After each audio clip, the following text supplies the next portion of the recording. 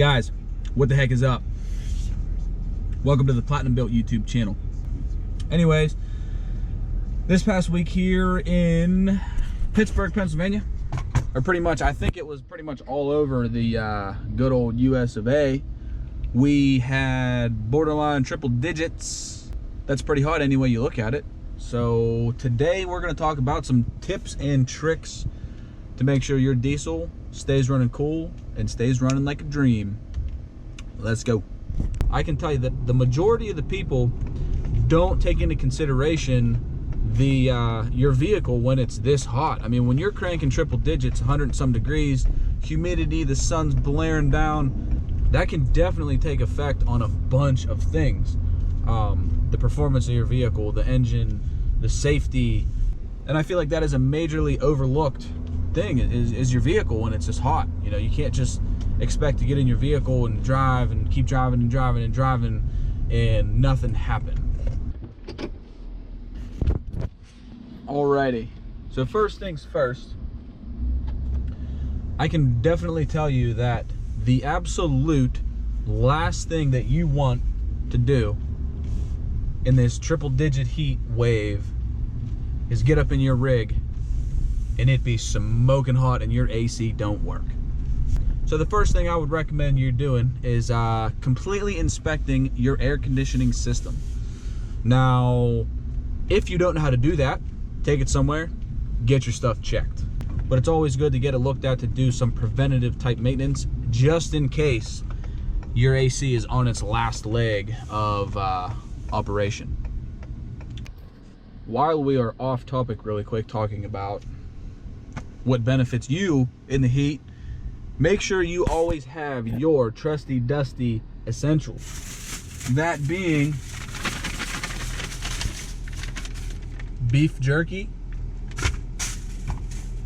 and Red Bull. Your truck breaks down, you get stranded somewhere, at least you got the essentials, meat and energy. Okay, now let's get to some real deal safety stuff for your truck. Is it dark in here? Hold on, let me try to open this up. All right, so whenever you have a increased temperature outside, that increases the road temperature, the actual road surface temperature. So it's hot outside, the road's getting hot, and what does that do? That makes your tires actually run a lot hotter. When tires run hot, they are pretty much more prone to blowouts, failure, anything. It just puts a higher risk on the dangers of your tire. So in preparation for the heat wave or summer, you definitely want to inspect your tires. Check your sidewalls, make sure there's no splits, tears, cracks, dry rot, anything of that sort. Check your tread depth. Make sure you have proper tread depth. Make sure you have nothing sticking in your tires. Look for uneven wear. Look for any parts that are causing uneven wear, as for example, your alignment. If your alignment's out, your tire will wear funny.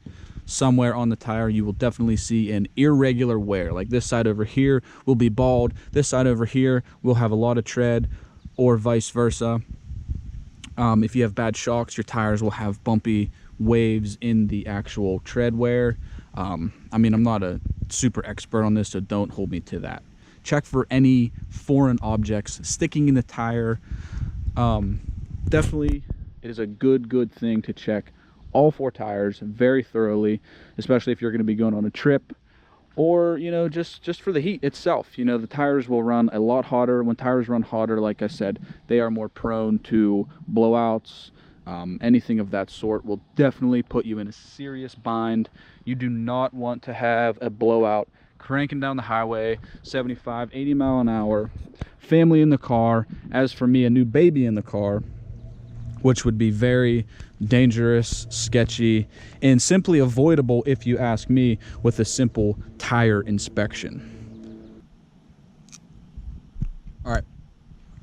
Secondly, on your diesel, you want to check out your coolant system. If you have a newer diesel and you didn't do the delete like me, which is illegal by the way, you got to check your EGR coolers. There's coolant lines running all to them suckers. They can leak all the time. Check all the coolant lines. Any line you basically see that's some type of a hose, or you see going to a radiator, or you see going to your EGR cooler, most likely those are coolant lines, and you want to check for leaks. It's pretty easy to spot coolant in your engine bay. If it's leaking somewhere, you know it most likely will turn like a whitish weird color. You'll smell it. It smells kind of funny when it gets hot and it's burning.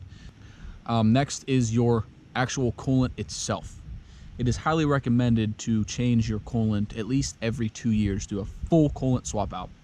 There's additives in there and weird different stuff in the antifreeze that will actually gel up your entire system if it gets really old, and I don't know exactly what chemically happens to it, but it will gel up in your system, and that will cause you a whole bunch of problems in this 100-degree weather if your coolant is bad and it doesn't cool your engine properly. The coolant is there to flow through the engine to make sure it runs at a proper temperature so you do not have catastrophic failure, damage, anything of that sort. Coolant in an engine is very important. If you can't think of the last time you had your coolant changed and you've had your vehicle for a while, just change it. You know, do it yourself. Find the coolant drain. You know, I mean, there's YouTube videos out the wazoo that will tell you how to change your coolant on your vehicle if you feel like tackling it yourself. If you don't, take it somewhere. I'm sure it's just a few bucks to have your coolant changed. It's not really a huge process. That'll save you in the long run in this 100-degree heat. You definitely want your engine running at the proper temperature, especially when it's this hot, because it will be running a smidge hotter than normal.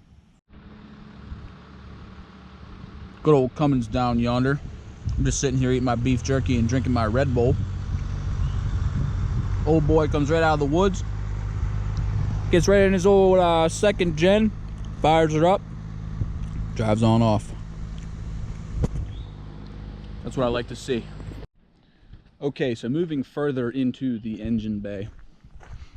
I'm gonna pop the hood right quick.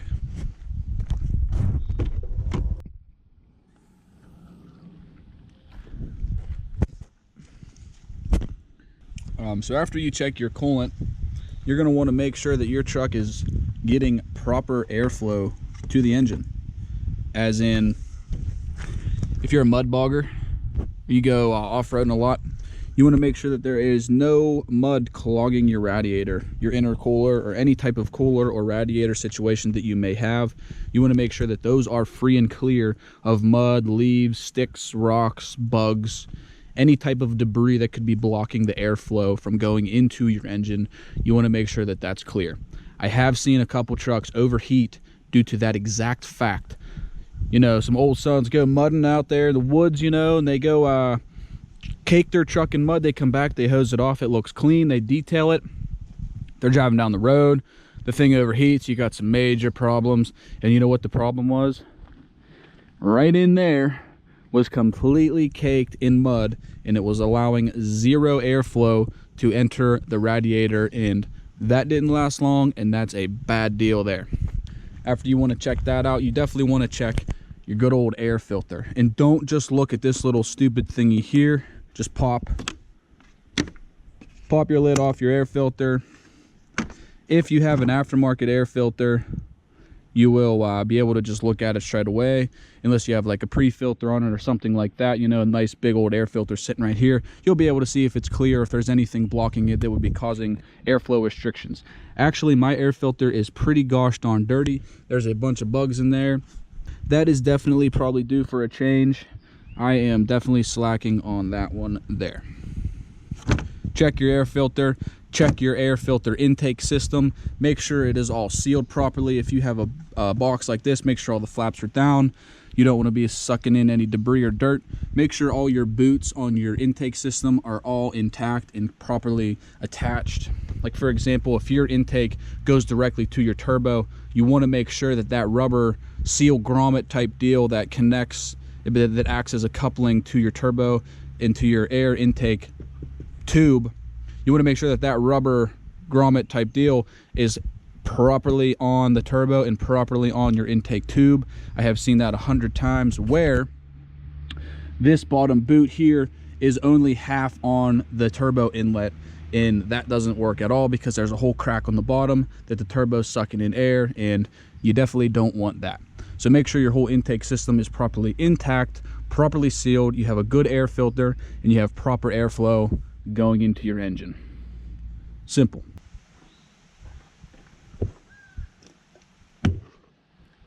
Okay, so moving forward, a great thing you can do for your summer heat diesel prep, give your truck an oil change. You can never not benefit from changing your oil, I believe, on any type of engine. No matter, I mean, obviously if you just change your oil, it's brand new oil, you don't have to change it. But I'm a huge believer on keeping fresh oil in an engine. I've always kept super fresh oil in my dirt bikes and Harleys and quads and UTVs and diesel trucks, gas engines. It doesn't matter. I was a huge believer on regularly keeping up on the oil change. If you have better or fresh oil in your engine, that will cause less friction. It'll cause less effort for the engine to work. The pistons will go up and down easier. Everything will stay lubed properly. The oil will get into the places where it needs to be, rather than whenever the oil... I just heard something in the trees right there. Whenever oil breaks down, it doesn't get to where it needs to be properly. It doesn't lubricate properly. So that in return causes more friction, and that in return causes the engine to have to work harder to create the power that it's creating. That is a huge deal for summer heat prep, making sure there is the least friction as possible inside of that engine. Less friction causes less heat. Less heat is a huge benefit whenever you're dealing with triple-digit heat waves and humidity, and if you're towing, and just all of the above. So that means, you know, make sure you have proper oil level. Make sure you just give your truck a fresh oil change for the summer. I know guys who run the absolute cheapest oil possible, and they just change it frequently. They change it less than every 5,000 miles, but they always have fresh oil in there. So that's that. Give your truck a fresh oil change for the summer, and hopefully you can shave a couple degrees out of your engine bay when you're dealing with 100 and some degree weather.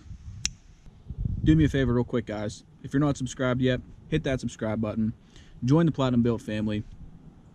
Drop me a like. If you have any add-ons to any type of diesel prep, like anything you can think of on how to prep your diesel to run better, more efficiently in the summer, to not have any problems, to have no breakdowns, to be safer, drop a comment below with what you have to say. I'm all about making sure the diesels out there are running to their fullest potential, maximum performance. That's what I like. That's what I'm about. Driving a diesel isn't about just driving a diesel. This is a lifestyle, and this is a community. And if you have anything to help the community, throw it out there. If you are in the market for any type of power stroke part, as in a delete kit, an intake, an exhaust, an easy link, a shift on the fly switch, anything of that sort performance-wise, if you are in the market, go to www.mdm-performance.com. We hand select our parts from all over the industry. It's not just about us making money, it's about you guys getting the best parts for your money. Go check out the website, link in the bio below, mdm-performance.com. We have power stroke parts for right now, but we are going to be adding on Cummins and Duramax obviously sooner down the road. But we're starting off with power stroke because I can test them on my truck here. Power stroke parts for now, Cummins, Duramax coming soon, so stay tuned for that, but check it out.